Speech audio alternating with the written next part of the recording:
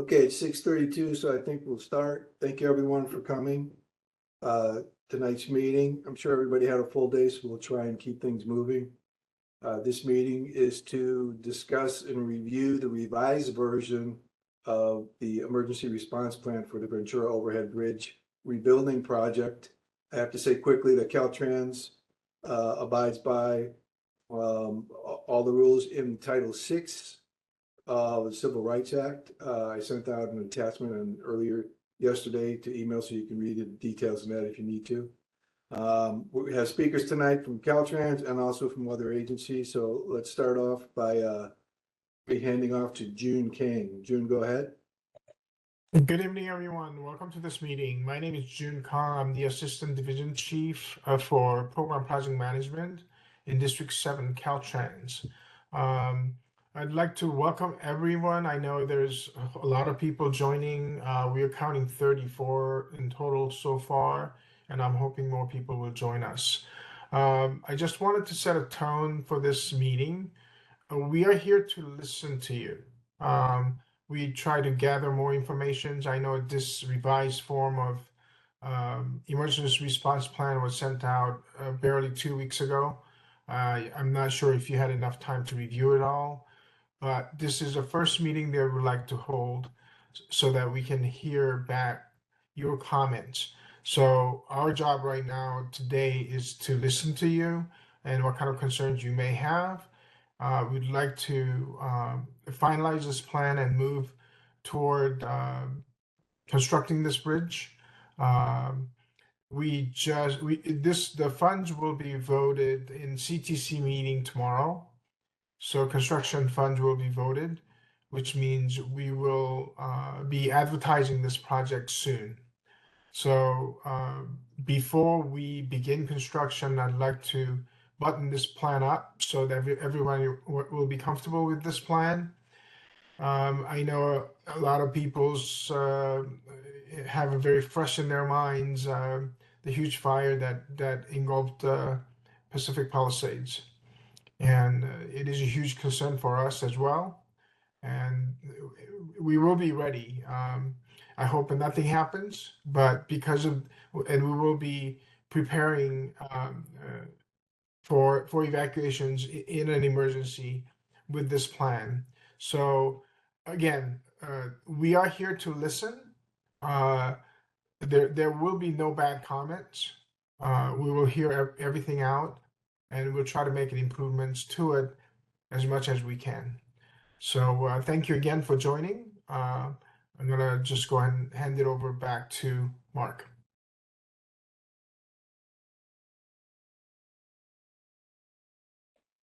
Thank you, June. And I'd just like to also add that Dan's going to be doing a presentation, but please let's let the presentation Dan present and have all of our speakers, and then we could save discussion and questions towards the end of the meeting. And I would like to introduce Jennifer Trunk, the County of Ventura. Go ahead, Jennifer.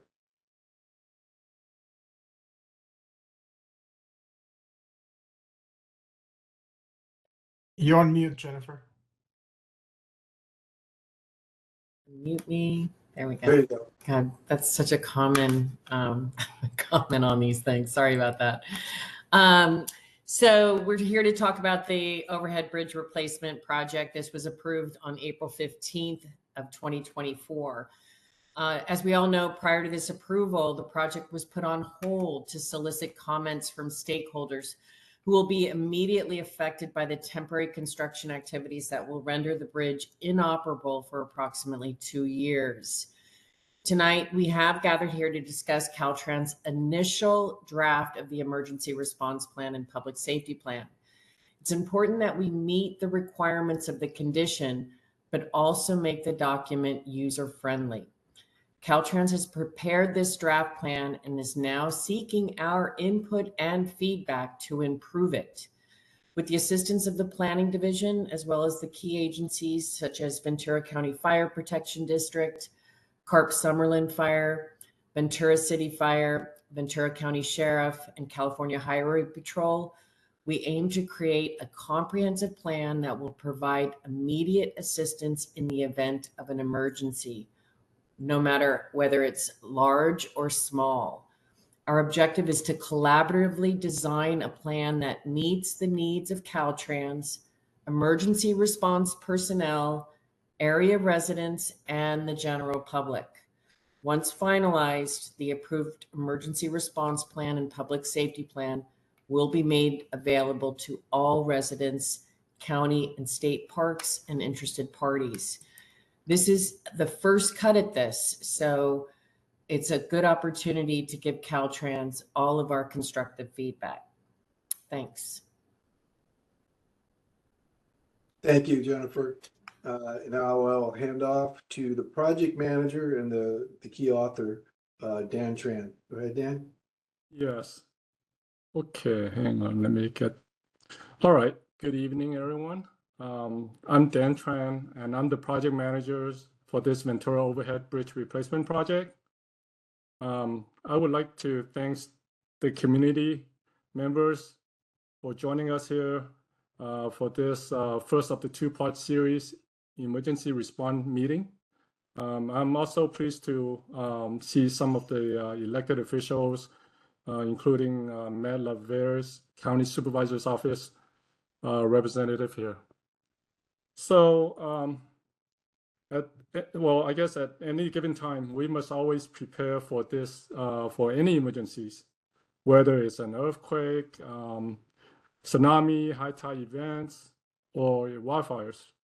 So this evening, I'm here to share the PowerPoint slides. So at the end, we will open for comment and questions, discussions. More of this first draft, emergency response / public safety plans with the community at the meeting here. So when I say emergency response plans, I'm also referring to the public safety plans, okay? So if I may ask, please hold your questions until I'm finished with the PowerPoint presentations. Thank you. Let me share. Give me a second.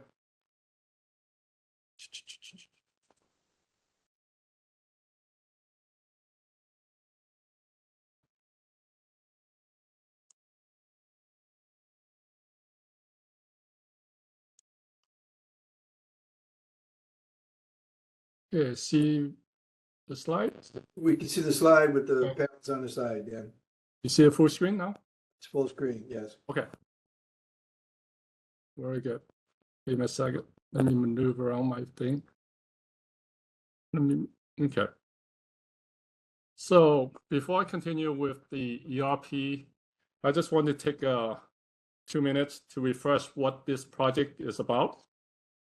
As you see here on this slide, this is the first, this is the Ventura Overhead Bridge superstructure replacement that goes over the railroad on Route 1. Right there. The southerly end limit is from Route 1 where it meets the 101. And then to Emma Wood State Beach access entrance, which is just out the pictures at the northerly end.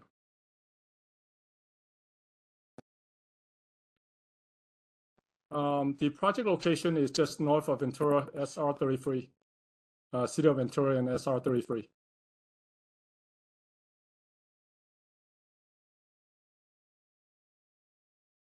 The major component of the project scopes includes complete bridge replacements over the railroads, construct a bi-directional Class 1 bike lanes, pedestrian bridge. There's a temporary pedestrian bridge as well during construction staging, 5 retaining walls. Here is a quick status update on the project schedules. It has taken us many additional months to obtain the railroad clearance from the Union Pacific Railroad due to high complexities of this project. It's making good progress now. The advertisement dates will be finalized in early March. Our goal is to award the project, this contract, and have the contractors on board this summer.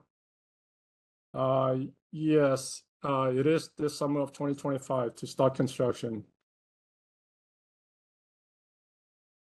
So this couple of slides may be new to those who is not familiar with this project. So I seeing the first time. I am not going into great details about this temporary Alice Canyon access ramp. So this meeting is primarily focused on the ERP, emergency response plan. I think it is important that to share a few of these renderings images so we can discuss them during the meeting.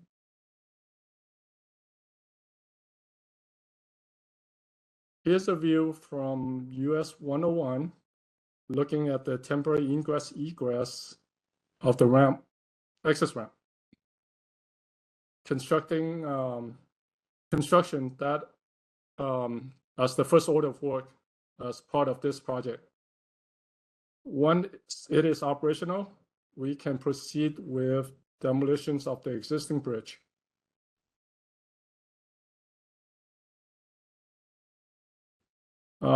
This is a street view from the bottom of the ramp, looking at the, or from the bottom of the ramp termini, I should say, looking south from the Alice Road undercrossing.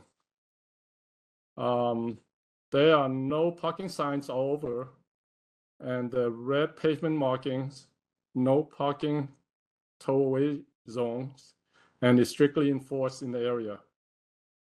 So there's a roller gate at the bottom for controlling access. This slide also shows the additional emergency evacuation routes signs that will be in place during durations of the constructions. The signs are leading the evacuees to this access ramp from the previous slides. So, all right, let me going back to the ERP.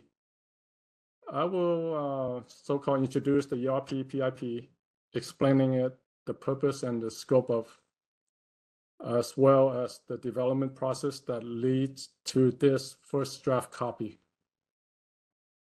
The CHP, County Sheriff, County Fires, and Caltrans EOCs, Emergency Operation Coordinators or Centers, they all will have a chance to give a briefing on their role and responsibility during the evacuations.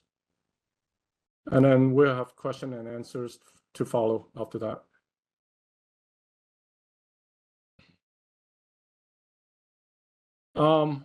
While the Ventura overhead bridge is closed for demolitions and reconstruction, the highway will be fully closed. The public, including the first responders, will have no access. Caltrans has taken proactive steps to address public safety concerns by constructing a temporary Alice Canyon Road access ramp strictly for emergency purposes. In accordance with the condition number 27 of the coastal development permits, like Jennifer's mentioned, an approved ERP PSP shall be placed before the highway is closed for constructions.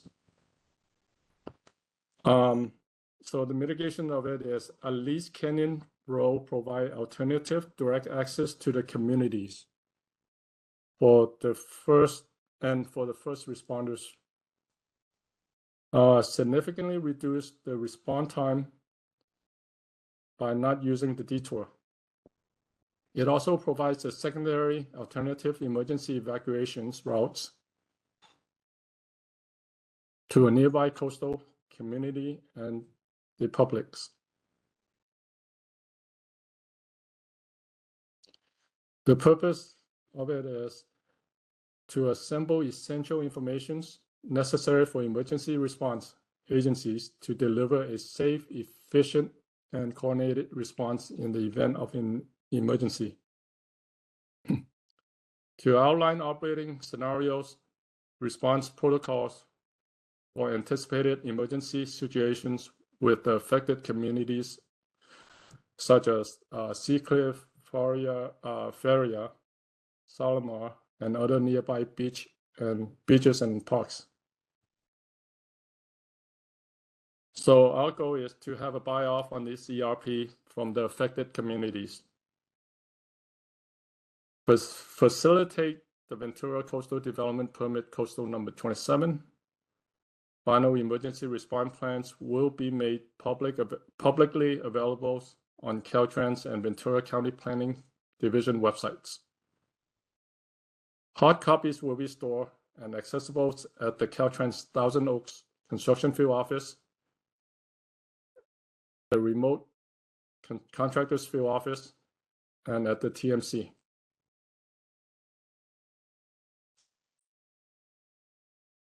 ERP development process. Well, it provides essence to our communities at large.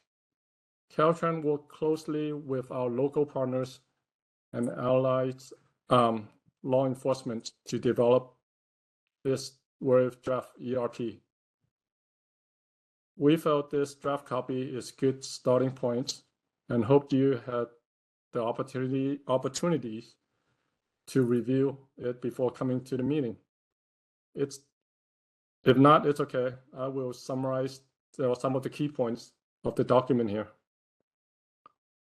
So, well, we identify at least Canyon Road as an alternative emergency evacuation route. Caltrans held its initial internal project development team meeting, drafting the ERP documents together. Then after that, Caltrans held follow-up meetings in conjunction with all primary first responders, stakeholders, and permitting agencies. Obtain the stakeholders' unique perspectives on the role and strategies. Facilitate response conditions.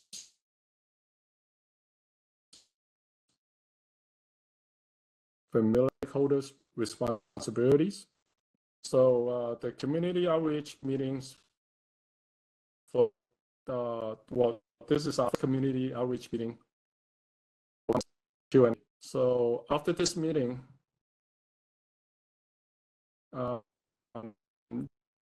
you will have 3 weeks to provide your and address them and incorporate it them to our revised ERP, and then with the invites. So we will have an opportunity for the so ultimately for your concurrence.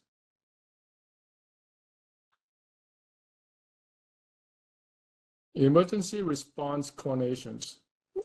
The first responders' top priorities are life safety and ensure and ordering evacuations of the communities. So once an emergency event is determined, calls routed to the CHP Ventura communication centers, and sometimes it routed to the sheriff's departments. Dan, I'm sorry, you're cutting out a little bit. Are you talking directly into your microphone? Dan, go ahead and turn off your video. It might help you. I think you're having some connection issue.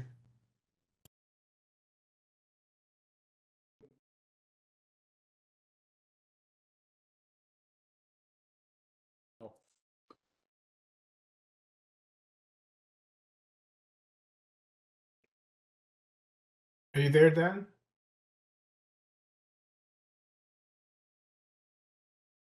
Go ahead and turn off your video.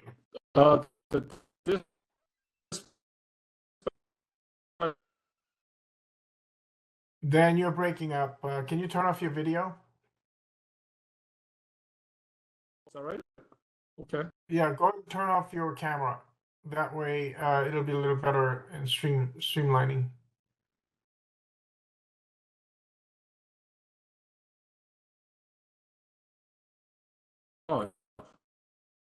Again, you're breaking up. So Should we give them a minute to turn log off your out? camera. Where's the camera icon? Huh. Okay, there we go. Any better? All right, sorry about that.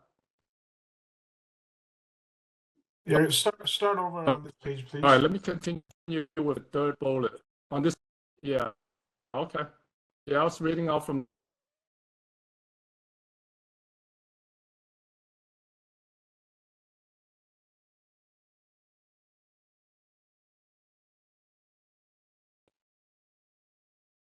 Then are you still there?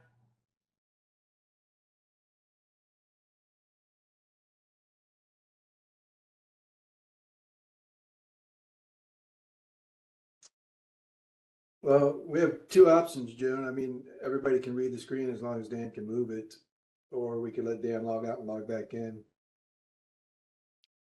Do you have this copy of presentation on you, Mark? Yes. You can go ahead and share.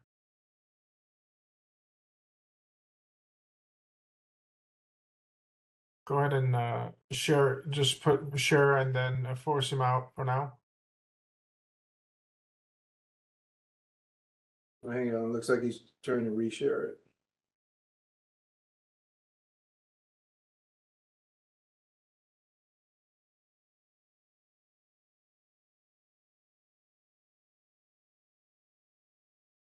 Dan, can you hear us?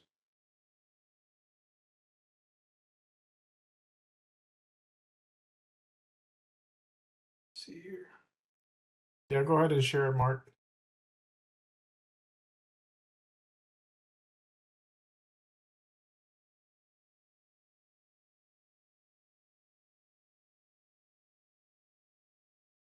Apologize for this, but there's definitely a connection issue for Dan, so we'll try to continue with the presentation if we can get this up.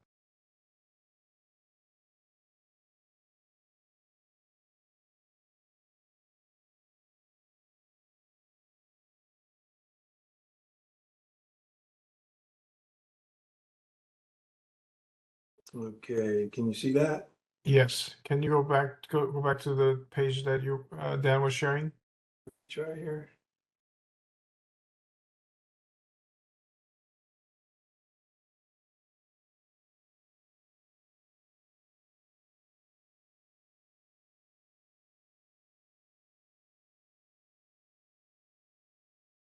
Oh, actually, yeah, what I have is the PDF, Dan sharing the PowerPoint.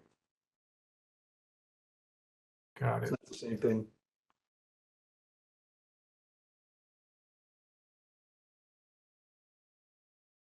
Yeah, let's wait until he comes back online. Okay.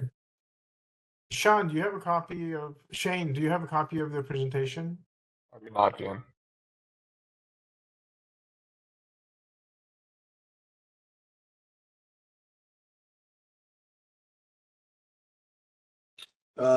June, I have a couple questions in chat. Would you like me to read those? Can you address those? Yeah, let's do that. Okay, from Josh Addison, it says on page 11 of the draft ERP, level 2 incident does not mandate entering southbound US 101. It is at CHP discretion. This will be confusing and problematic for residents. If there's an emergency evac order, we should know that we definitely can proceed to the A-lease ramp for emergency egress. Many of us need to go to Ventura in case of evacuation. Southbound 101 from Seacliff may be closed in an emergency such as a fire or flooding. The A-lease ramp needs to be guaranteed available for all evacuations. Thank you, Josh Addison. He's with Paria Beach HOA. Okay, we'll take a note of that and reconsider. We will have to discuss this with the first responders. Again, the main route of evacuation should be detour. And this ramp should be only be used when it is called for. But again, we will have to discuss that with first responders, and we will respond back to you. Okay, that was the only comment or question. I can look. While we're waiting, do any of the attendees have any questions they'd like to ask now?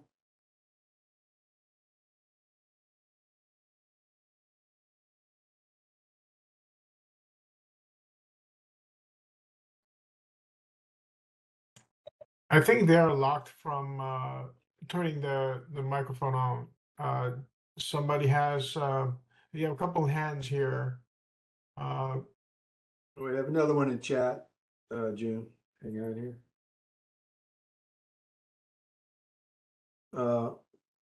Mark, do you have a control over the unmuting button? Yes, yeah, I was trying to find out. Let me pass this question on from Brett. We had a fire here in 2015 and the southbound access was impassable. Understood. Understood. So we will definitely discuss this with first responders to see when we can make this lease canyon be made available. Dan is back. Dan, go ahead and turn off your camera. All right, let me do that. Yeah, okay. So sorry. It just No lost problem. connection and all of a sudden it appears now. That's okay. That's embarrassing. Okay, we can hear you. All right, let's hope nothing goes wrong again. Let me reshare. Before you share, could you send me a copy of that, please? Yeah. I lost my VPN after we connect, but I can send without it, right? No. Okay, No, I lost my VPN. That's why it dropped. That's fine. Started dropping. that's fine. Okay. Yeah. What's my point?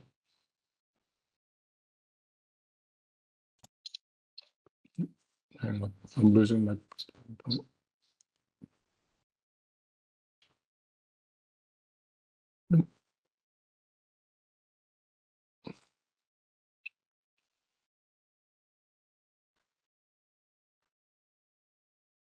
Hang on, bear with me.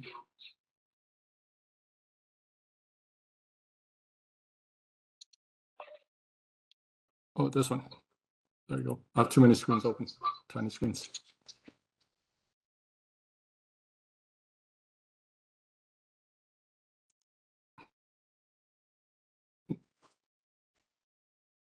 Yours over here, I believe. Okay, emergency response coordination, right? That's where I left off. I hear feedbacks somehow. All right, I will proceed then. I hear feedback. So, I hear feedback. Is it? Oh, I know what happened. It was the phone call. Okay, I just turned on my phone. It was on when June was calling me for a second. So, I'm sorry. Back to this slide 13. I was going off from this slide. The call routes directly to CHP Ventura Ventura Communication Centers, and sometimes routed to the Sheriff Department and as a backup units. So it evaluates the incidents, articulates the request appropriate emergency response assistance. The dispatch center, it could be the CHP, the sheriff, or the fire department will coordinate with other responders to respond to the incidents. CHP will work closely with partners and allies law enforcement to develop a coordinated plans. The sheriffs will communicate and coordinate with the local communities before and during after the evacuations. So for larger incidents, a subsequent communications with the incident command post at the field.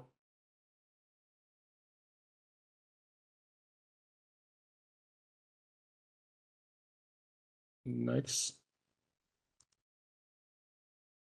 There you go. So if needed for command post, the primary command post located situated near Least Canyon Road and PCH. If deemed unsuitable, at the discretion of the incident commanders to find a different sites. The red X's are the command posts, and the one there is one briefing tent for the media to get the information.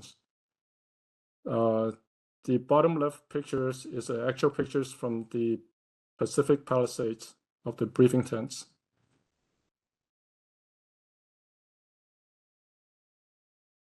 The first responders on site determine the severity of the incidents.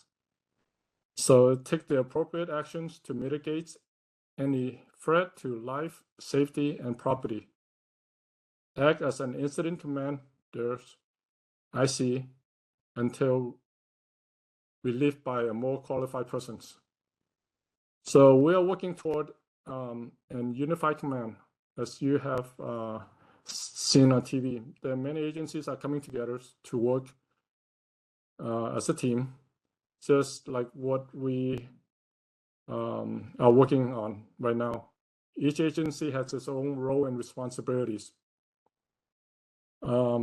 This evening, I have first responders representatives from these 4 agencies who will share a few words with us.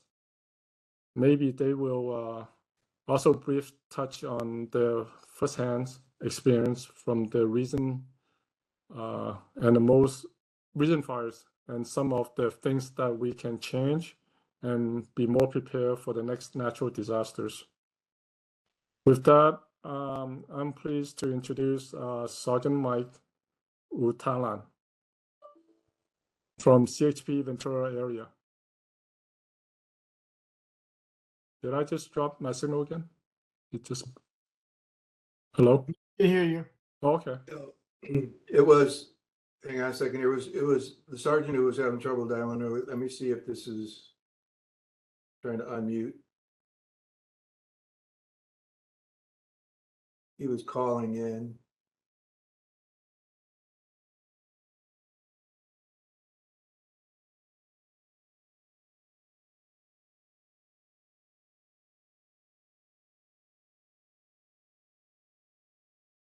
Hear me?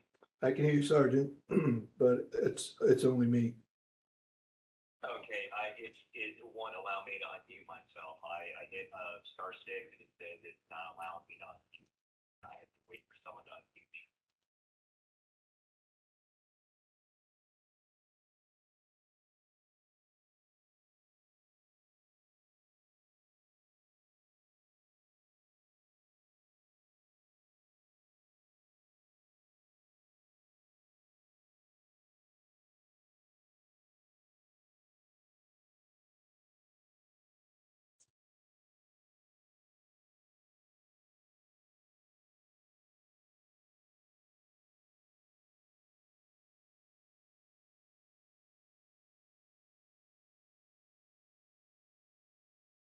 Mark? Michael, are you there?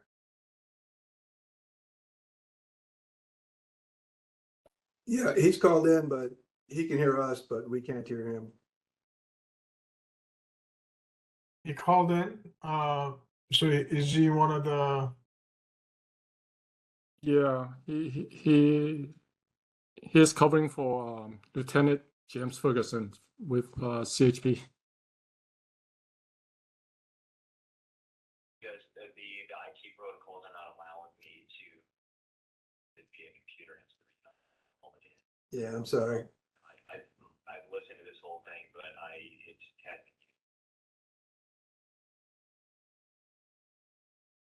Yeah, I have everyone unmuted, so.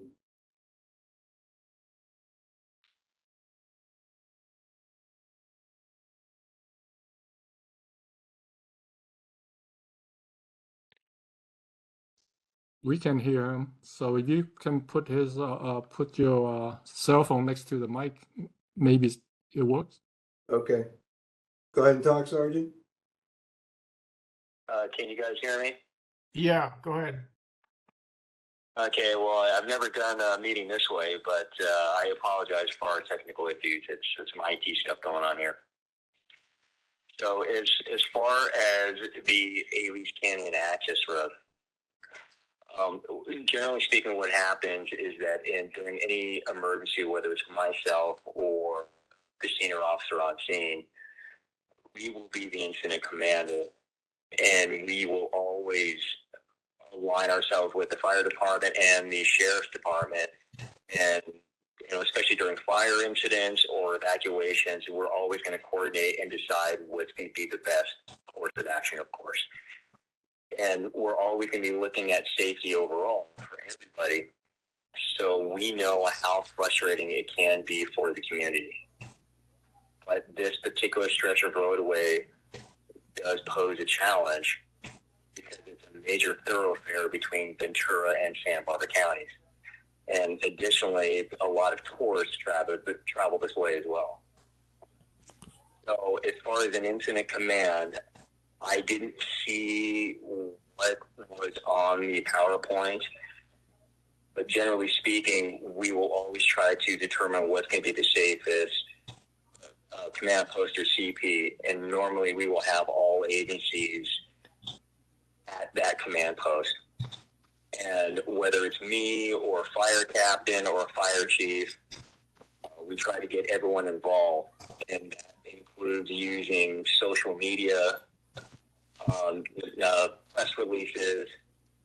We will activate the freeway signs, and we will notify all the adjacent LA agencies, and we will notify all of the adjacent dispatch centers to let them know what is going on and to put out as much information as possible via conventional means and via social media.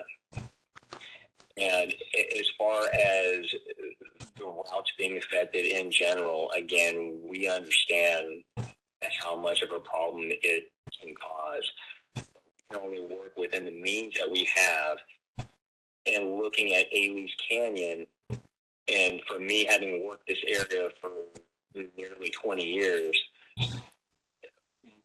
it makes a pretty good access point for emergency personnel. And the question that was posed in general, and I've heard this argument before, is that why do the citizens not have access to those access roads on a daily basis?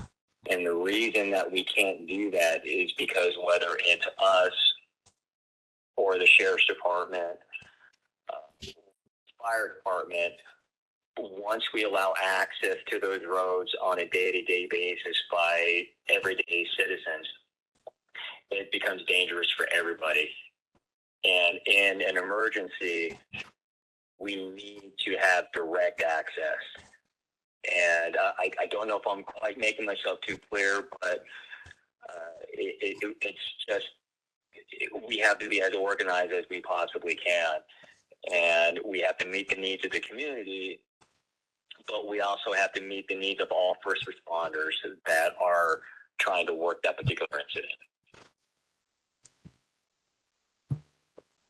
And I don't know if there's any questions I can answer, or if there's any questions that have been posed. And once again, I do apologize for the communication issues that I'm having right now. Okay, Thank you, Michael. We're going to Yeah. go ahead and hold off on the questions until everyone speaks, and we will have a Q&A, and we will unmute you when you raise your hand. I see 3 raised hands right now. So next one on the agenda. Well, thank you very much, Michael. Next one on the agenda I see is Captain Greg Gibson. Hi, good evening, everybody. I'll touch mostly, our primary role will be as far as emergency response will be for evacuations in the case of a significant emergency. Obviously, the ramp we'll use for any kind of emergency response where there's some kind of danger to the public. But as far as I think the big question is regarding evacuations, will that emergency response plan will allow us to actually go down to that off ramp and have access to our deputies to go out and start making evacuation notifications. And I think we're talking about which direction.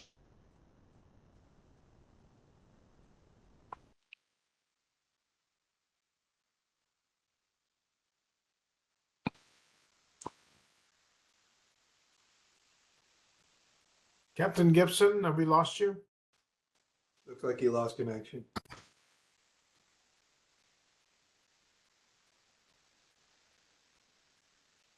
There, Greg?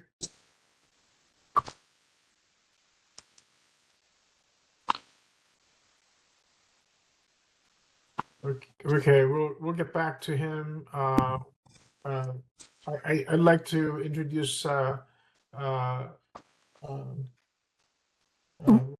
fire prevention officer in Ventura County Fire Department, Ryan Fry. Yes, good evening. Can you hear me? Yes, we can. Good.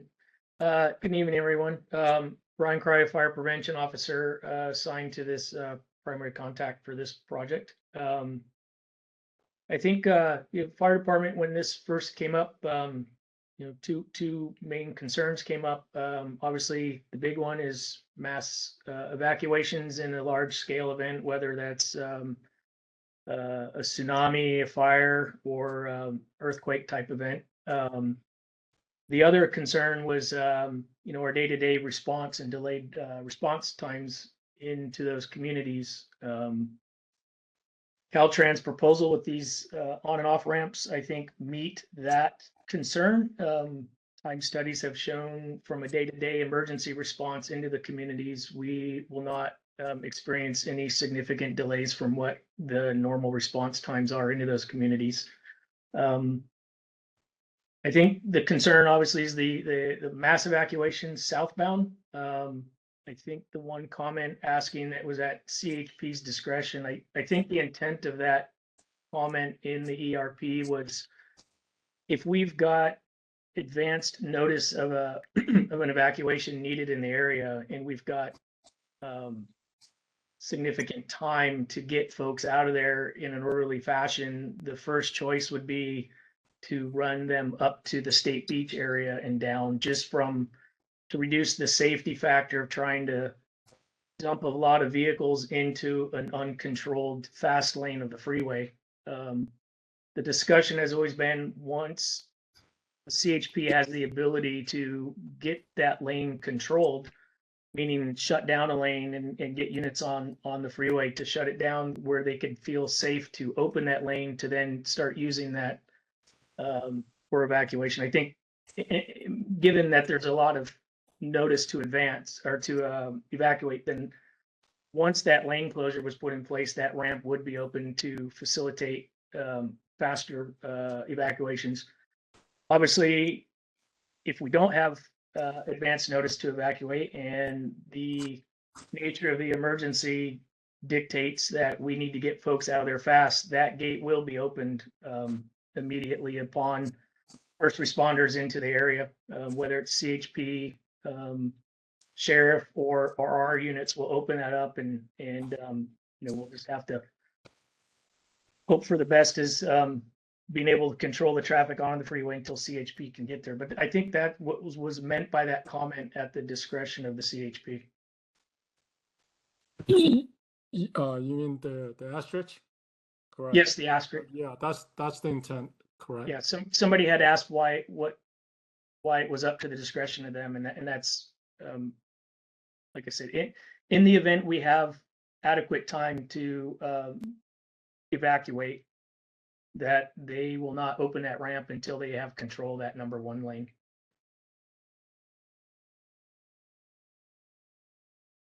Okay. Yeah. Thank you, Ryan.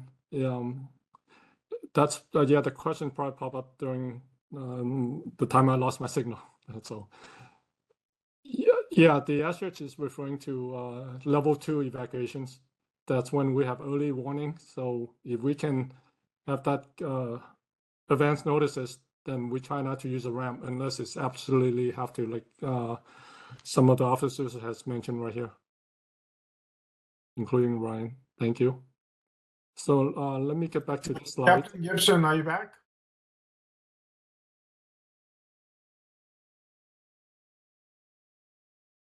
Guess not.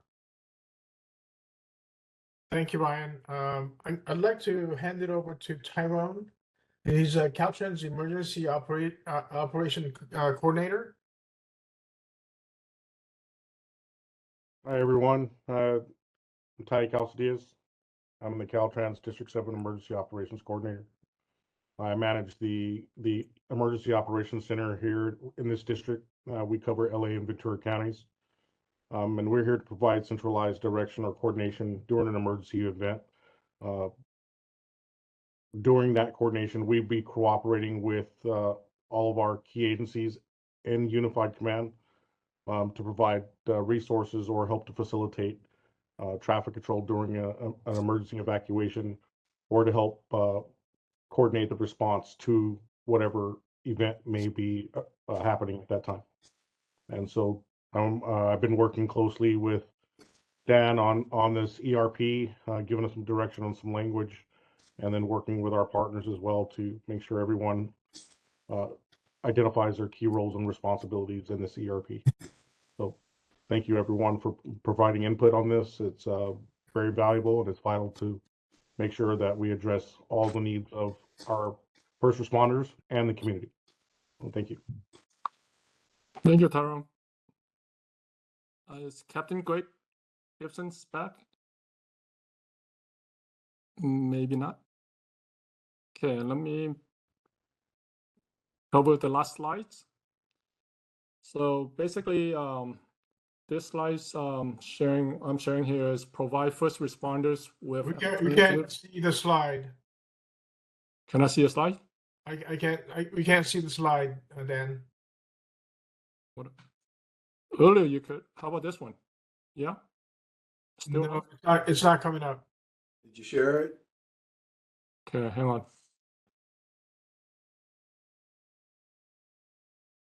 Let me reshare then.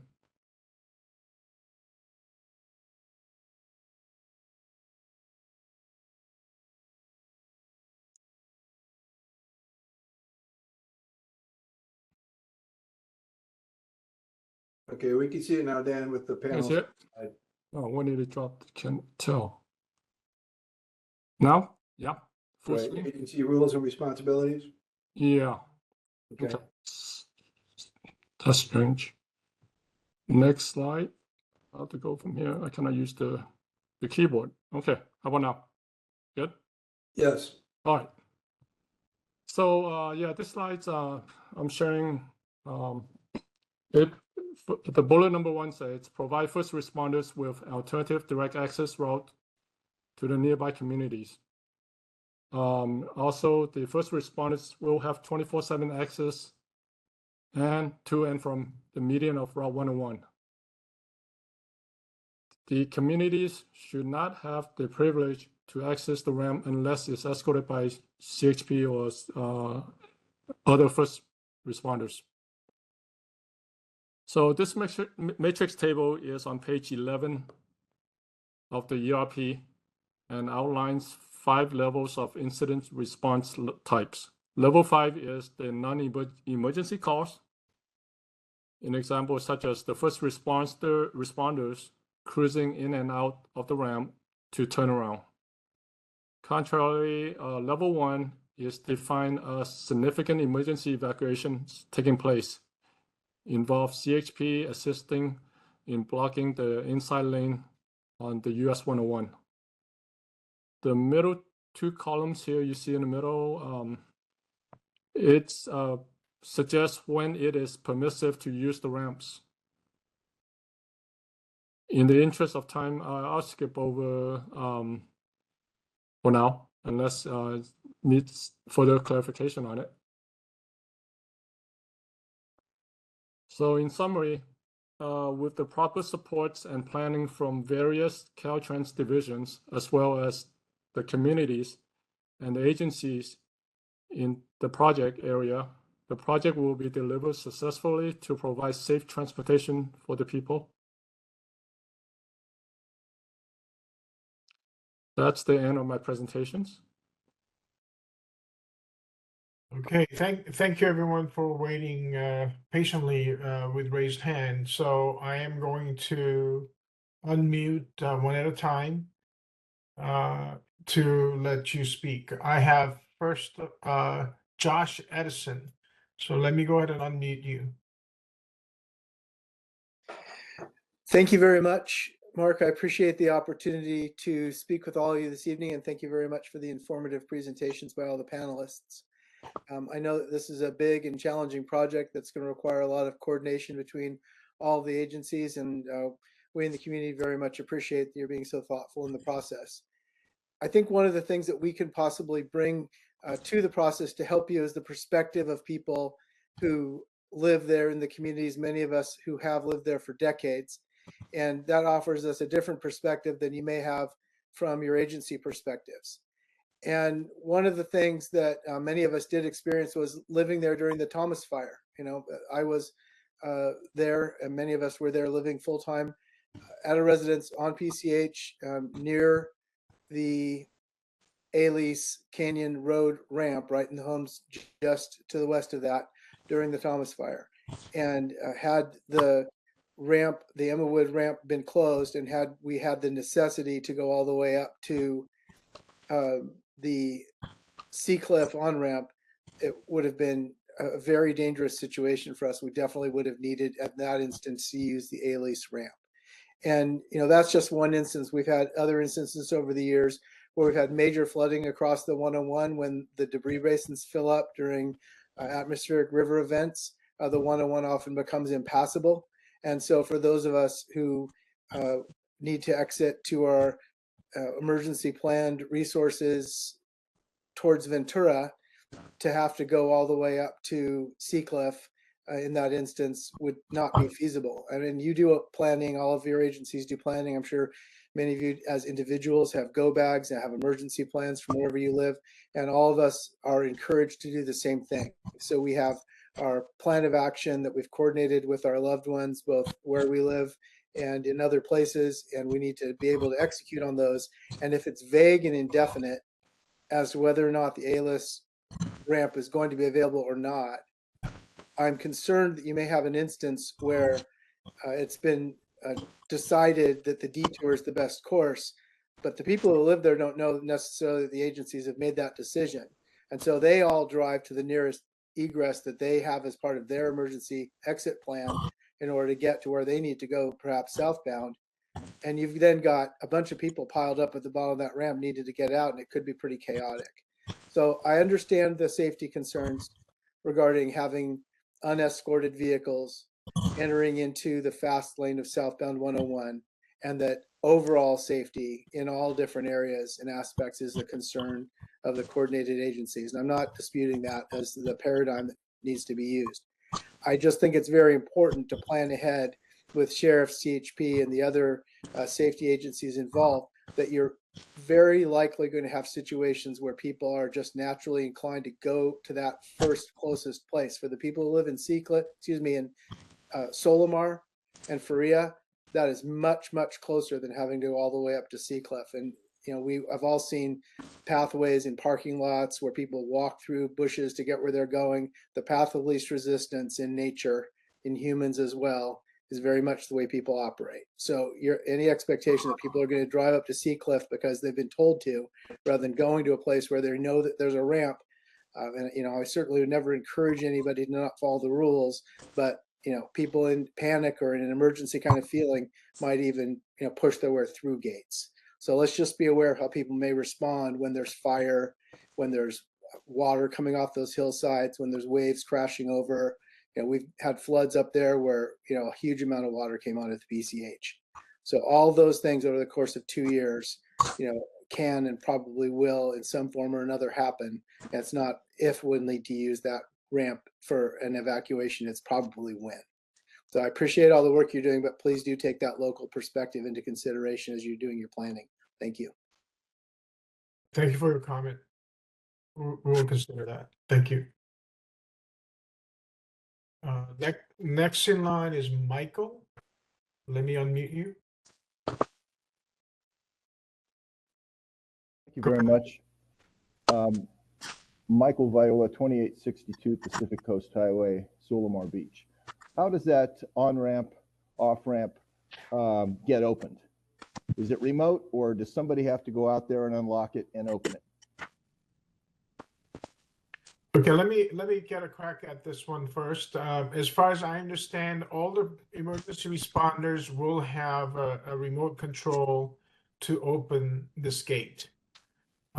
It is not operated by any cell phones, anything like that, but it is mounted on their, I think, vehicles. So it is actual remote control nearby. That is how I understood it. Please correct me if I'm wrong, Dan. Yes. Well, all the first responder vehicles, they have the radio frequency that they coordinated with the gates, so they can remotely operate it from the radios. And also at the gate, part of the system, there are also a Knox keys, inside and outside, both sides of the key, both sides of the fence, the gates. They can literally go in there and turn the switch manually to override it. If they need to keep the gate open longer, then they can do it that way too. I see. That's very informative. Communication facilities are not perfect, as you well know, and sometimes they do fail. And I hope there is a backup plan. The use of fast track cameras that can find a license plate in a heartbeat in the fast lanes in Los Angeles and other counties. That's another tool that can be used to allow personal emergency, not talking about evacuations or anything like that, but a personal emergency that is required to get a child to the hospital fast. I think a backup plan, something that can be utilized to monitor who goes through there, such as the fast track camera, would be well utilized in this situation. Now, 2 years is a long time. Project Manager Tran, in your first representation of this project to the community, you informed us this was going to be a double shift project, 18 months. Now it's grown into a 2-year project. In a subsequent meeting, Planning Manager Trunk indicated that the tremendous revenue generated at Emmawood State Beach was impediment for performing the work on a double shift basis. Is that correct? Am I correct, Planning Manager Trunk? Hi, this is Jennifer Trunk. We are working with state parks to coordinate the construction schedule with Caltrans and their reservations for that campsite. So what is the revenue, the tremendous revenue the state derives from Emmawood State Beach that's closed 6 months of the year? I drive by that. I drive by that park twice a day, every day, and it is closed more than it's open. Well, currently they're actually doing some capital improvements on their access roadway. So I'm sure that they have minimized their reservations, but I'm not at liberty to speak on that. I'd have to defer to GSA, either Coulter or Jerry. It's public information, and you represented to us, to the community, that there was tremendous revenue derived from that park for the benefit of the state of California. Nobody's denying that they are a revenue generator. It's a very popular campsite along the beach. And that's why we are working closely with state parks so we can minimize the disruption of those reservations. So what about Project Manager Tran, putting an option in your bid package for double shift cost, the cost of double shift to complete this project in 18 months versus 2 years, 24 months. I know that you have come up with a number like $6 million more to perform the work on a double shift basis. I'm not sure that's credible in my view as a public works contractor. My company has been in business for over 75 years. We do a lot of public works. We don't do highways and bridges. But from my point of view, the reduction in general conditions, just the cost to operate the project, can be significantly mitigated by accelerating the project, just as you saw and experienced with the Northridge earthquake, when contractors were offered bonus payments for finishing ahead of schedule.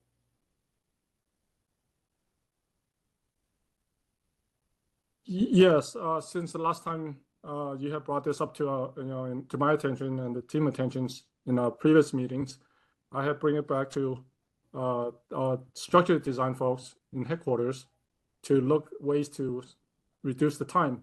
The way he explained it to me is we cannot have multiple crews working concurrently. There are steps to when building a bridge. You just can't do concurrently at the same time. They all have to come in step and phases. I know all about that. Okay, I'm a general contractor doing public works, but I'm here to tell you. I'm here to tell you that C.C. Myers generated $30 million in bonus construction for building new freeway bridges.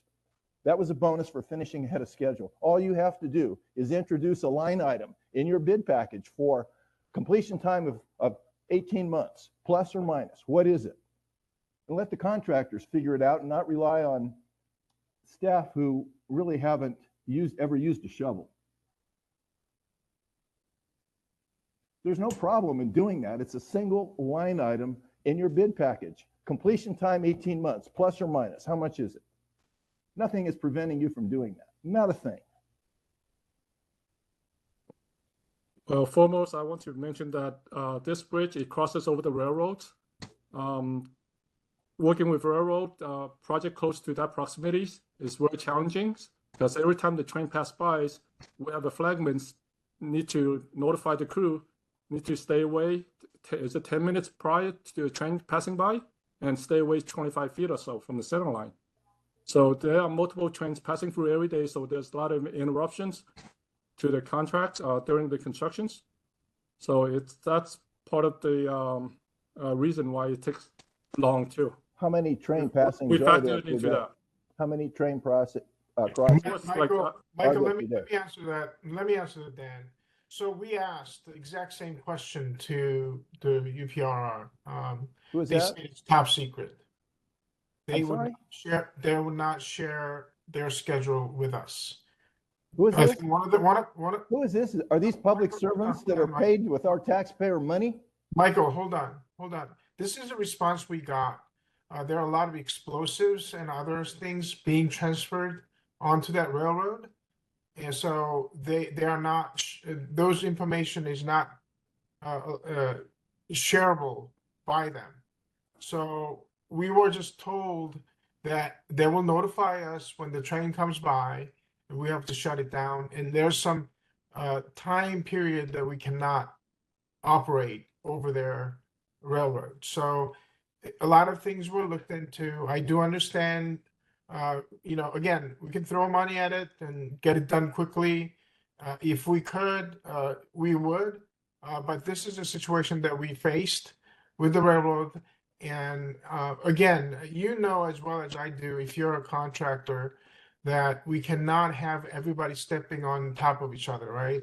So again, we looked into that, and it just did not make sense. So again, we will keep that in mind. If there's any way, when we start the contract, we can ask the contractor to submit their proposal to finish it early, and then we will consider that. So that door is still open, but it is not closed. So my home is 100 feet from the rails. Are you telling me that I'm in danger every time a train goes by with explosives? I'm not saying that to you, Michael, but that's what they told us. Their operation is top secret, apparently. There are things that's being moved through that railroad that they cannot share the schedule with us. And so that was a final word that we got. How does that impede a double shift? I don't understand that argument at all.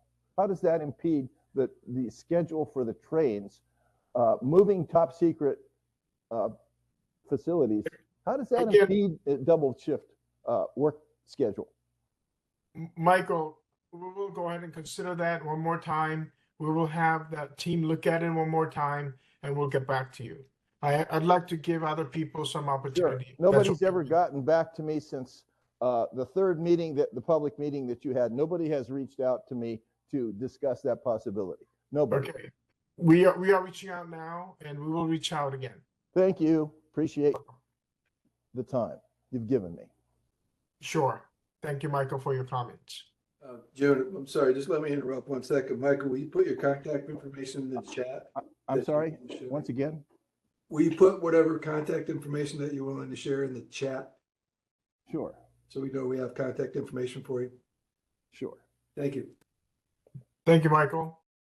I'd like to go to Jennifer Trunk before I go to anybody else. She has her hand up. Go ahead, Jennifer. Thanks. I actually had some questions myself. So if I'm jumping ahead of the line, I apologize. One of the things that, we see in this bypass is if a car goes down there by accident and it needs to get out of there, right? I think it's important that we describe that real clearly in the PSP, because I don't know if Caltrans is considering cameras or whatever, but it seems like it would be pretty easy to go down there and do a U-turn to go back onto the southbound or the southbound lane if you were going northbound.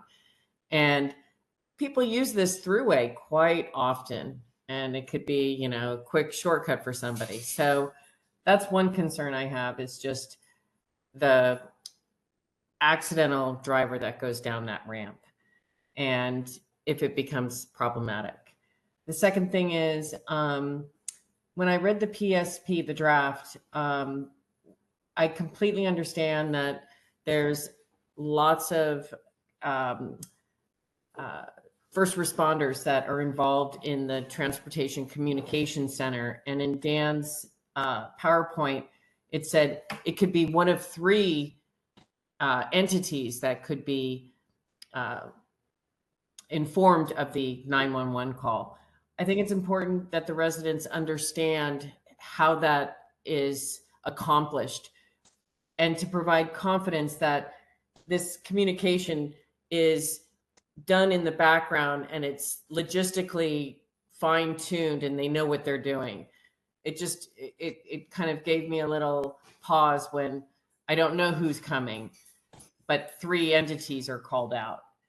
The command post, it sounds like a command post is established at the time of an evacuation or a larger incident, not your, non-life-threatening 911 call. I think we should make that distinction. In the event of an emergency, I think Dan's table that explains when the bypass would be utilized was rather informative. Clearly, it's going to be utilized quite often, but not so much on the non-life-threatening.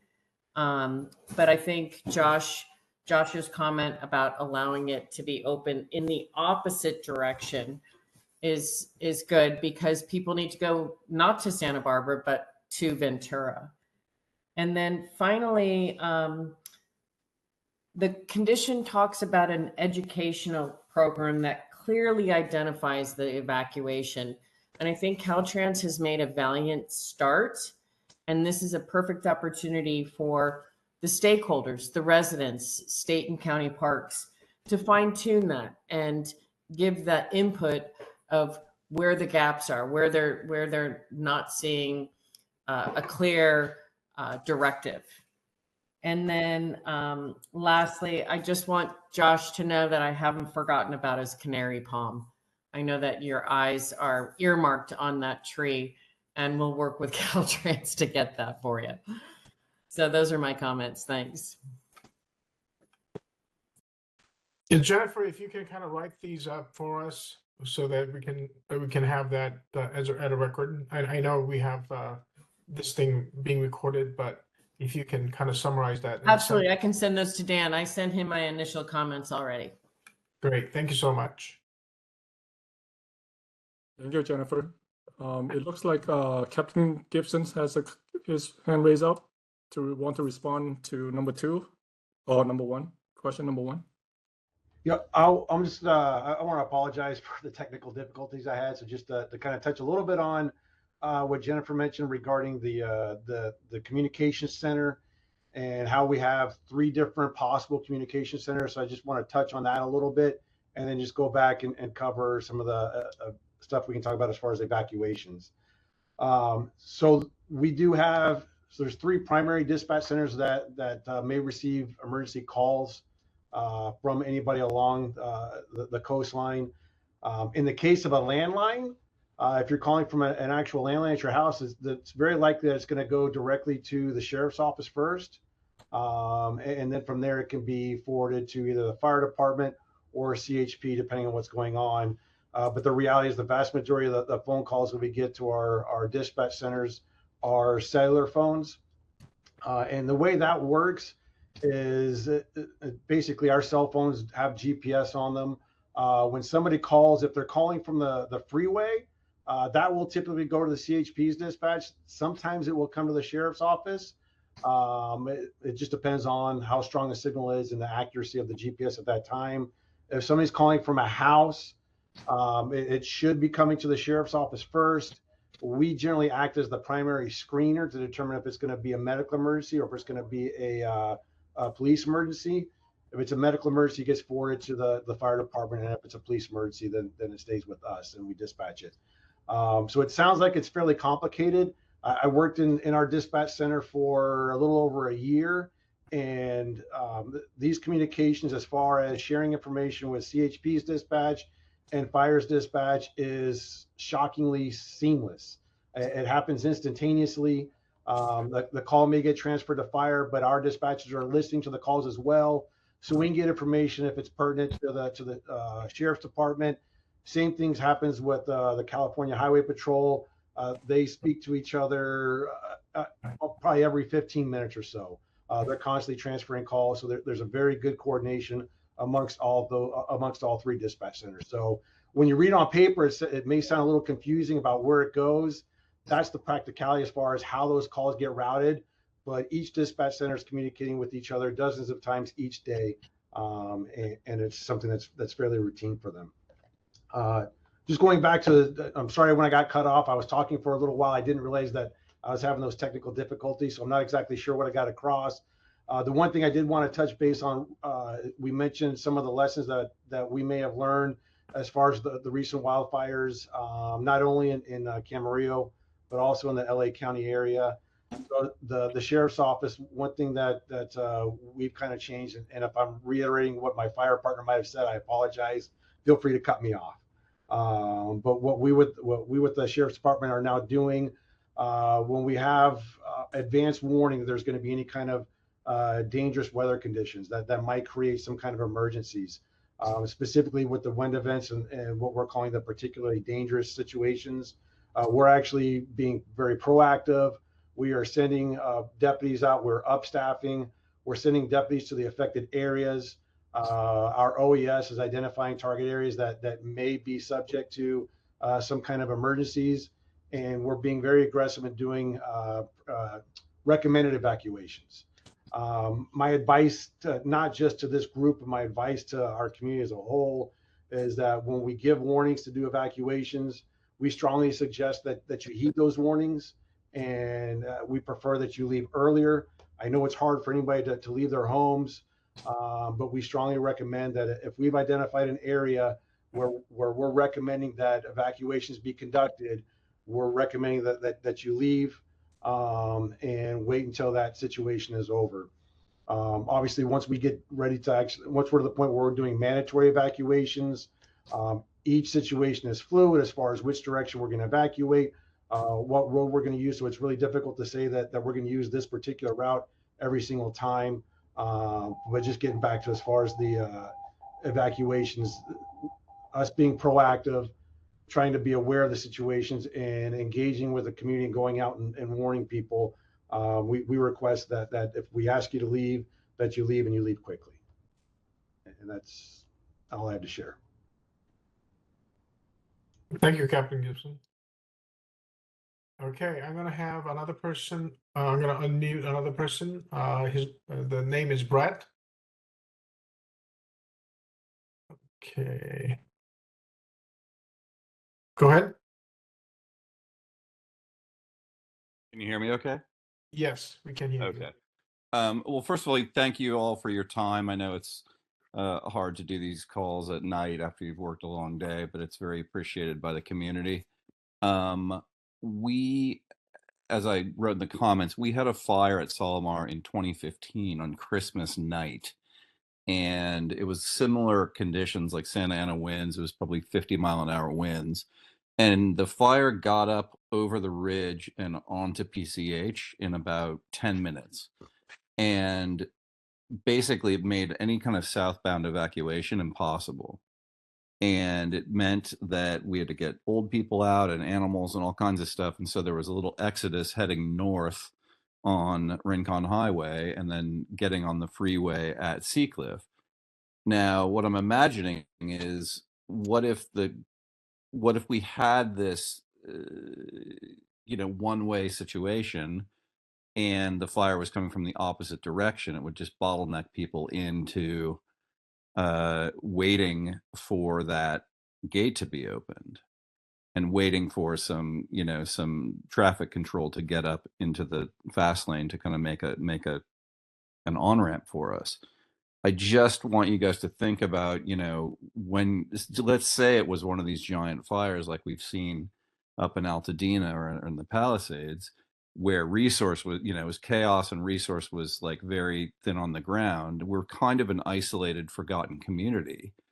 And oftentimes, our power goes out, like the comms and the kind of all the kind of infrastructure that we have there is even in perfect conditions, not, it's pretty tenuous. So what I'm after here is just some optionality for the residents in case we have to move quicker than the emergency teams can get to us. So I'm not sure what that looks like. Maybe it's, at the proposed new emergency road, maybe it wraps around so you could get in the slow lane northbound and you wouldn't need an escort to do so. But I just, having experienced it, we are fairly isolated and we might have to get out of there before you can get to us. So that's my kind of worry. And that's really the only, everything you've said makes total sense in a situation where it was, where we had time to kind of consider things. But having already lived through there and having seen, I'm doing a bunch of volunteer work up in Altadena with the World Central Kitchen. And it's like, that is as I'm sure your fire team will tell you, that it looks like Hiroshima. It's totally flattened, and those people had tons of different ways to get out. I look at those houses and those streets and I think, thank God they're on a grid. We're not on a grid. We're on a one-way. You're proposing a one-way system, basically. So anything you can do to give us some ability to get up and out of there, to the north of Rincon Highway, be it at Seacliff, and somewhere in that southerly direction, like somewhere where we don't necessarily have to wait or can somehow open it remotely, is very appreciated. So I don't know if that's, again, wrapping it under the freeway so that you can get up on the slow lane of the northbound side, and then it would be like a normal merging to get out. But something like that would be incredibly appreciated from our point of view. Thank you. Thank you for your comment, Brad. We will take that comment into heart. But last time I think I talked to you, same question arose. In order to create that ramp, but we need to reconstruct the 101. It's not feasible to allow unsupervised public traffic to utilize those ramps. So I think what we need to do is to concentrate our efforts to make that ramp available and be supervised very quickly. Again, these ramps were not designed for standard use, per standard. So we cannot open it unsupervised. But I think we will try to make sure that supervision arrives quicker in an emergency so that a ramp can be utilized. So we'll take that to our heart. I saw what happened in Pacific Palisades. I went out there a couple times as well. Some people had to abandon their cars and they got burned out. So the entire street was full of cars that was abandoned because they could not get out fast enough. So I do understand your concern. So we will take your comment and relook at the entire plan. Thank you. Thank you.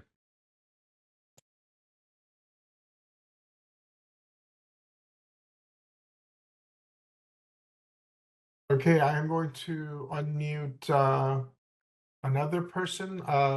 Josh, you have spoken before, so let me actually the other person lowered their hand. So let me unmute you, Josh.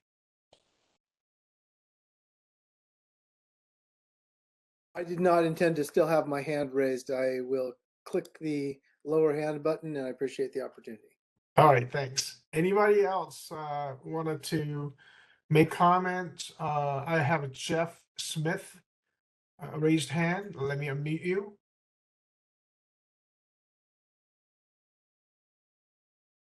I don't know what happened. Are you there, Jeff? No. Can you hear me? Yes, we can hear you. Go ahead. Great. Well, first, thank you for putting this on and listening to our comments. I have two brief ones. The first one is on medical emergencies. When I looked at your chart of the 5 different levels of what you're going to do and when you're going to use the ramps, it seems to me, and I'm just going to say it very simply, that if someone calls in on a 911 for a medical emergency, that emergency vehicle must be able to use the access ramps, period. It's not a question of somebody at the emergency control area making some decision on their own as to whether it's an MI or it's an upset stomach. It really needs to be a very simple, you're going to send the emergency vehicle out. And the second comment I want to make is again to reinforce the idea that the residents really need a process, whether it is giving the presidents of HOA some ability to open those gates or some other process, maybe it's a phone, in order for us to be able to get onto that freeway in the event of the kinds of emergencies that seem to be coming up now. And again, the Palisades fire, the Altadena fire are two very, very good examples of really, really dangerous emergency situations. And I want to remind you again that there are lots of on-ramps onto the left-hand lanes of various Caltrans freeways, including the 33 very close to Ventura. Now, I realize that these emergency ramps have been designed as emergency ramps because you only heard about the residents so late in the process that you didn't do the proper full ramps that are actually required by the Ventura fire ordinance in a situation where you're creating a very, very long one-way or one access road. So those are my comments. Thank you, Mr. Smith. I'm going to repeat again. This ramp will not be utilized by public unsupervised. Will not, because of the dangers it poses to the freeway traffic and whoever wants to use the ramp. So these were specifically designed for supervised use.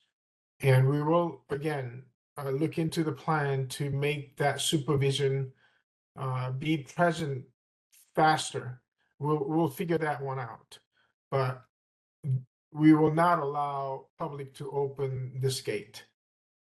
Just wanted to make it very clear. It's not going to be Into it for that either. Yeah, so we will try to make the supervision available quicker. Okay, I understand that. My point really was maybe you could actually redesign those emergency ramps to make them a little bit safer so that in the, if- hopefully the unusual circumstance, residents could get out in that circumstance. And the second thing I didn't want anybody to forget is that I am concerned about the definition of the medical emergencies. That's what's going to happen for sure during this interim period when we no longer have two ways to get out of our homes. And that's critical that the EMTs, the ambulances can in fact get to us quickly. That's really truly life and death. Thank you. They should not be making medical decisions. Medical decisions are made by physicians. Again, if there's an emergency vehicle who will need to access these ramps, they will be able to. Okay, good. As far as I understand, that the radio frequency will be able to utilize these ramps. I'm not sure who would have that access. I guess we need to redefine that.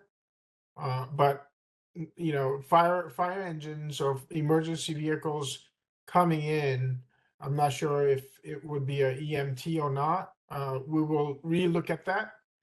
But all the first responders that we are working with has access to this gate.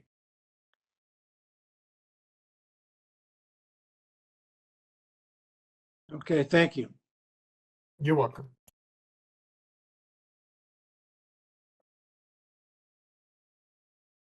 Josh, is this a new hand? Let me unmute you again. Yes, I do have a response, June, to some of the things that you've said at this meeting and prior meetings regarding the safety of traffic entering the southbound 101 from the new ramp. And I understand your concerns and I understand what you've said. I've listened carefully to all of your comments and I think I've tried to hear them clearly. However, I really have a problem with this because I'm looking at Google Earth right now. I'm looking at how wide and flat and straight the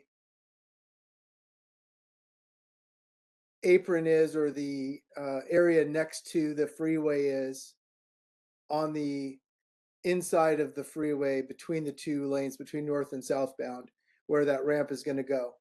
It's a wide, flat, straight area. And it's clear from your documents that have been shared with us this evening that it is the intention that emergency vehicles will be able, unsupervised, to use that ramp. There will be EMT vehicles, fire vehicles, CHP, sheriffs. So it's being designed in such a way, and there's enough room physically for it to be designed in such a way. You know, compare this to the Shell Road on-ramp on the 33, which is a terribly unsafe entry ramp where I've seen many accidents and really ought to either be closed and disabled or completely re-engineered. And here you're going to be building from scratch a new on-ramp. Granted, it's entering into the fast lane, but as Mr. Smith said, there are many instances of this throughout the Santa Barbara and Ventura County areas where we have traffic entering from the fast lane. It's not unprecedented, where none of us are unfamiliar with it as drivers. Plenty of signage can be used. And this can be designed and constructed so that it is safe for vehicles to enter the fast lane southbound on the 101. I'm not arguing in favor of it being open all the time, of it being a general use access. But I'm troubled, frankly, by what I perceive, and I don't mean this in any sort of personal way, but I just mean in terms of sort of what, and this goes along with, you know, sort of how people often feel when dealing with Caltrans, honestly, is that there feels like there's a stubbornness in this point of view that we're not, well, and you're shaking your head like, no, we're not going to do it. No, we're not going to do it. It's like, well, we're telling you, we live here, that we need to know that we can and will be able to use that southbound on-ramp to the freeway in emergency situations. And we've suggested a bunch of creative, good ideas about how the community could be more involved in allowing that to be opened, not in an unsupervised way, not in a capricious way, not in a because I want to get to the grocery store faster kind of way.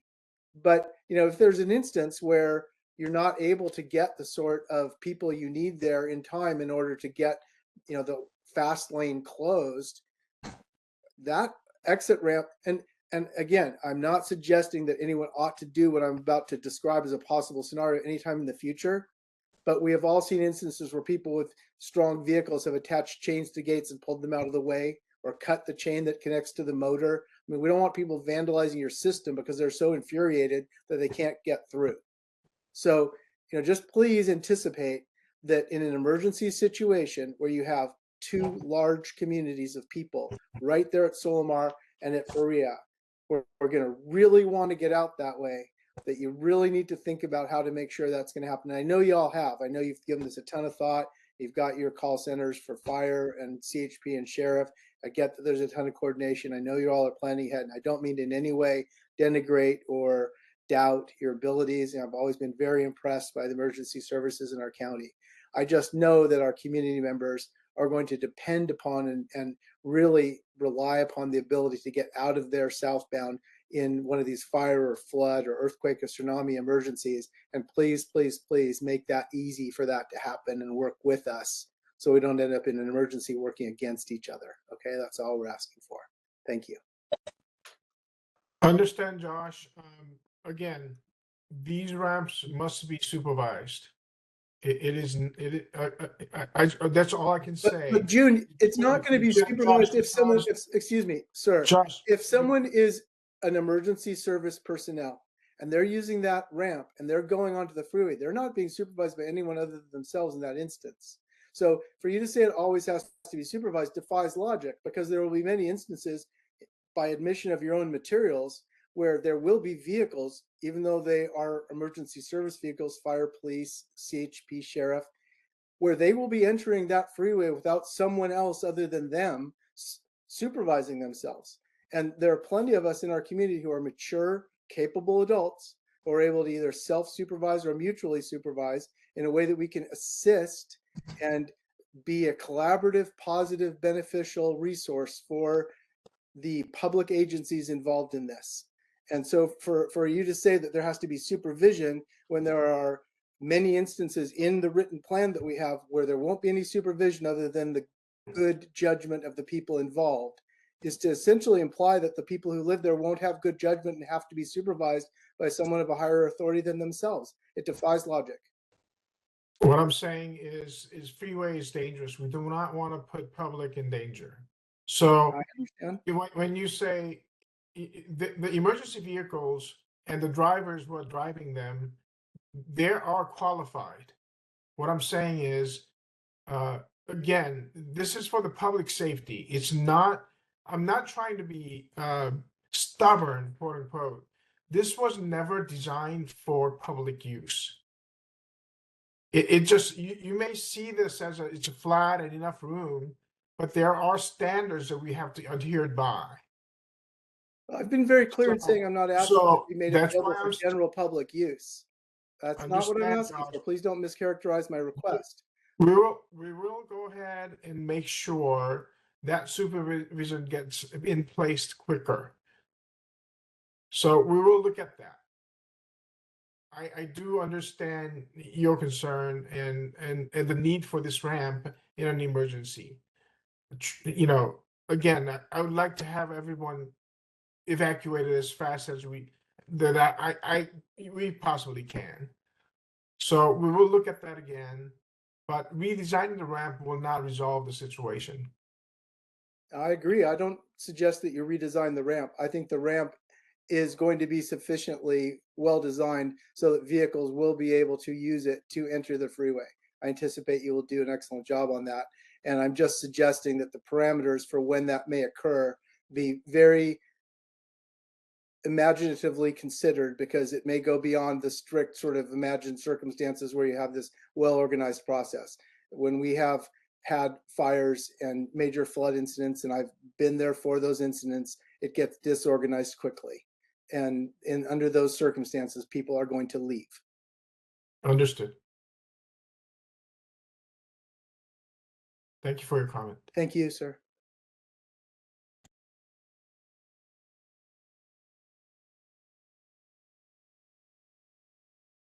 I have a call-in user 8. I'm going to unmute you.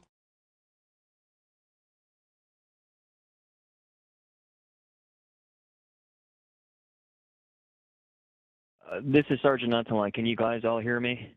Yes. Okay, finally you can hear me. So to the gentleman's concerns, trust me, as Highway Patrol, as first responders, we fully understand where you are coming from and where every other citizen is coming from. But what I can tell you from experience is, in essence, what it would boil down to is, yes, safety for everyone involved, and it's also a liability as well, because where you're coming from as a citizen, and in good faith and with a good heart, trying to do your best to be safe.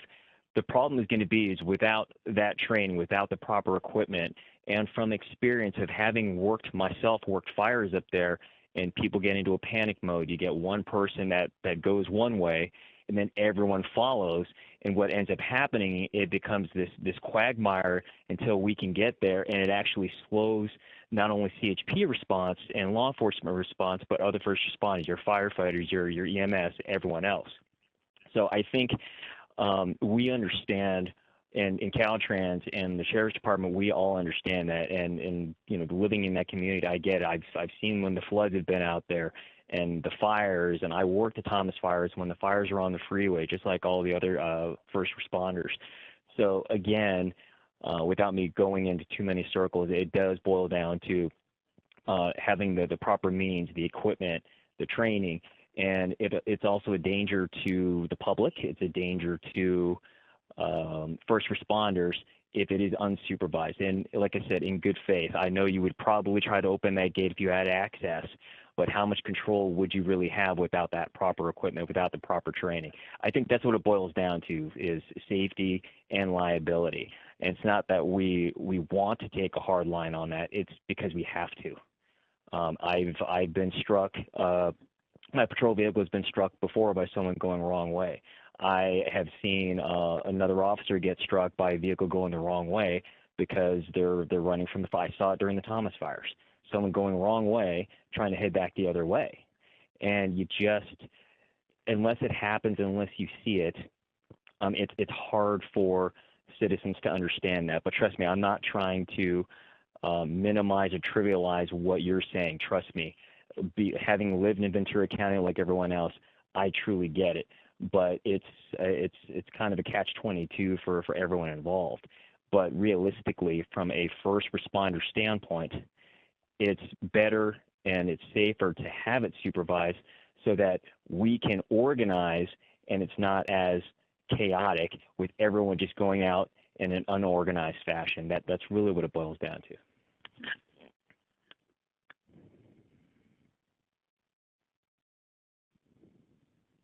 Thank you.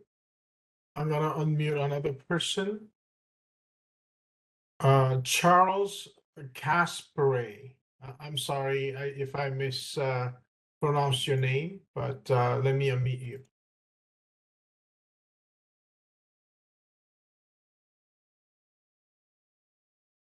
Go ahead, Charles.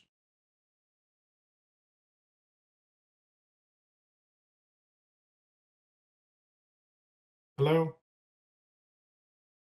We can't really hear you. You are unmuted. You may have some problem with your microphone.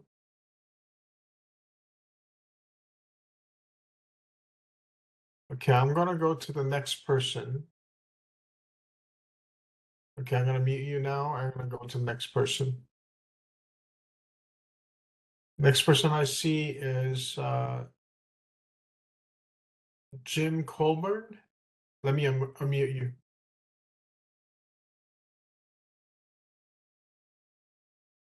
Go ahead.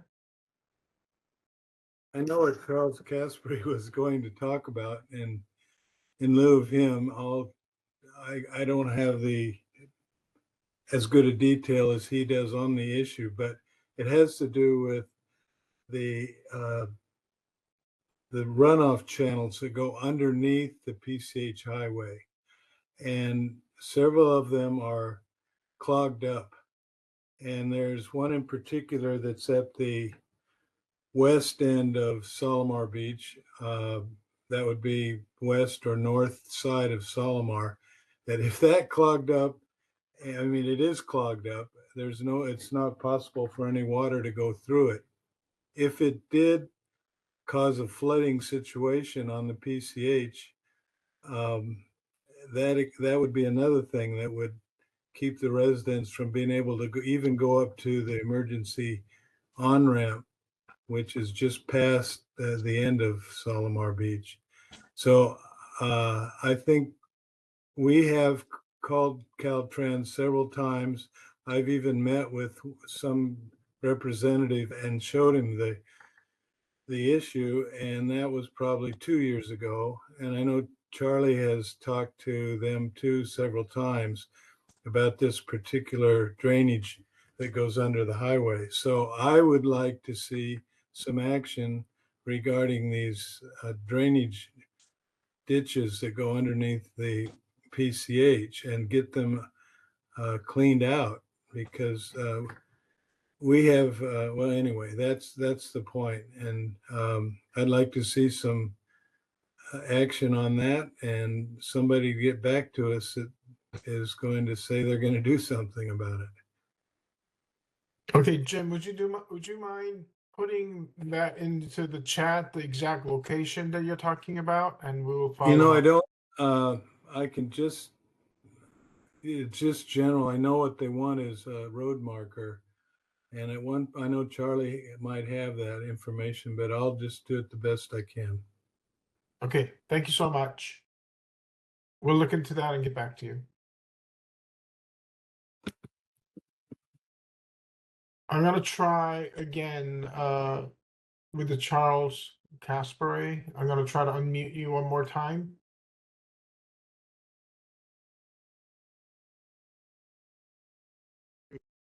Charles?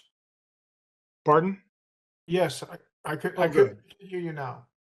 Yes, I was just going to look for the mile marker number of the worst of the clogged drains under PCH. Additional paving for the temporary off-ramp system is only going to create more runoff. And as it is, it runs, it puddles up on the highway, and Caltrans runs a dump truck with a blade out in front of it and tries to push the water to somewhere where it's not creating a big puddle in the middle of PCH. So I will look for the mile marker number and put it in the chat per your request. Thank you. Thank you so much.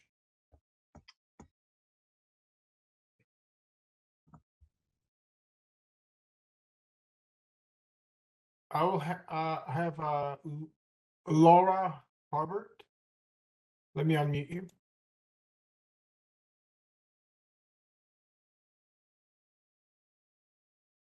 Go ahead. This is kind of along the same lines as the previous two speakers. There's a lot of times when we can't get out of here. That's not the only place the road floods. There's a small creek that empties into the cove. Mondo's at Faria floods out there. It floods out just north of Faria Park. And so sometimes we can't get out, whether it's regardless of the emergency. They turn off the electricity, then our sewer system is limited. When the electricity goes down, we sometimes have problems with, our phone service. And so if we're stuck in here, there's been a lot of talk about getting out of here in an emergency. what I'd like to know is what is in the plan when we can't get out of here, when the 101 is closed because the Ventura River is flooding, and then every little creek over PCH, the old highway, has made it impassable going both north and south, or, you know, any kind of an emergency, flood, earthquake, tsunami, whatever. What kind of services can we expect? You know, is someone going to have to like bring in a helicopter to open the gate, or I don't know. What is the plan for helping us when we can't drive?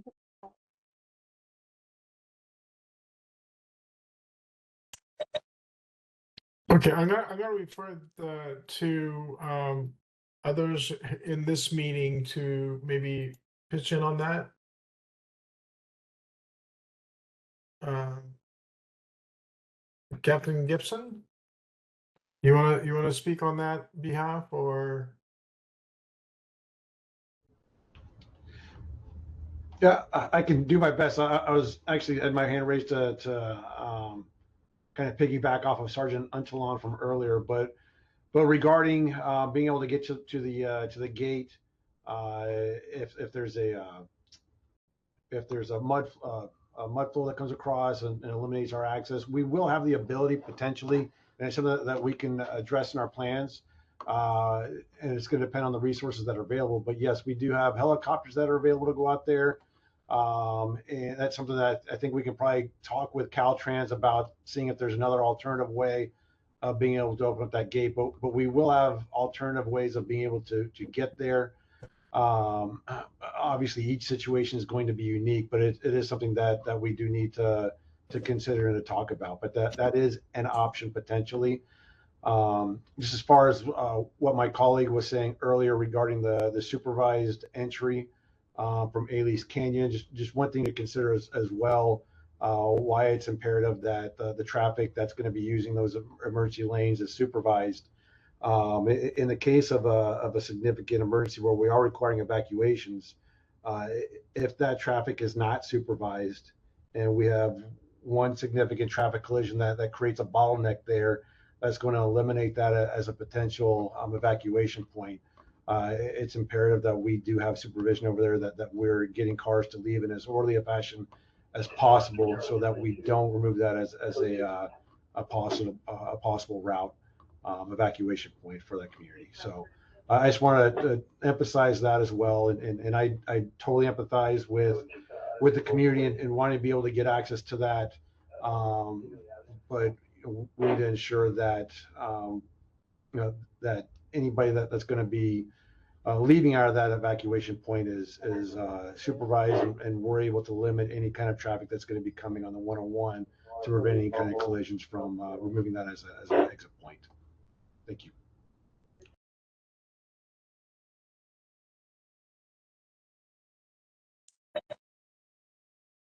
Thank you. Did you wanted to say something else, Captain? With your hand raised? No, that was from before. I'll take it down now. All right, thank you. All right. Anybody else? I don't see any hands raised. Thank you very much for all the information that was put on chat. I copied this already, and I'm going to share it with our PIO. So all your comments made in chat will be responded to. I don't see any other hands. Going once, going twice. Okay, so we're gonna try to adjourn this meeting. Any closing remarks from anyone, any panel members? Yeah, June, I'd just like to say, everyone on this call should have received an email from me. If you didn't, you probably were forwarded an email from me. So you should have my contact information, email and phone number. I put my email in the chat earlier. So you can reach out to me anytime with questions or concerns, and I'll reach June or Dan and make sure you get a response. Go ahead, Jennifer. So we had a PIO prior to Mark Bishkoff. So I think it's important that Mark identify himself as the new PI officer for this project. And I just want to emphasize that we're working really closely with Caltrans. They're in the post-approval process. What that means is they have to satisfy all the conditions of their permit, and the planning department has to issue a zoning clearance before they can initiate the construction. And so you guys are all aware of the conditions. I'll be more than happy to send anybody a copy of the conditions if you're interested. But, you know, there's a lot of them. And one of those conditions is to provide early notification to all the stakeholders and interested parties of the construction schedule. So you'll be well informed of when this project is starting to gain momentum. And you can always contact me with the status report of where they stand with their post-approval clearances. Thanks. Anybody else? Well, thank you so much for your comments. We'll bring these comments back, and we will discuss about this, and then how we can address these comments you had. And we will go ahead and adjourn this meeting.